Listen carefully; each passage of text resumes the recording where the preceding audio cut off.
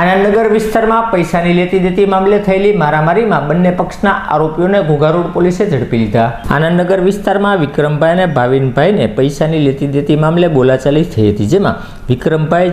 તેમજ જીતેન્દ્રભાઈ, જોબનપુત્રા, સોનુભાઈ અને સામા પક્ષે ભાવિનભાઈ, ગૌતમભાઈ અને તુષારભાઈ ઉર્ફે ગોળીઓ સહિતનાઓ વચ્ચે મારામારીનો બનાવ બન્યો હતો, જેની બંને પક્ષની પોલીસે ફરિયાદ નોંધી હતી, જેમાં જીતેન્દ્રભાઈ, જોબનપુત્રા અને સોનુને ઝડપી લીધા હતા, જ્યારે સામા પક્ષે ભાવિનભાઈ રાવળને ઝડપી લઈ ધોરણસરની કાર્યવાહી હાથ ધરી હતી।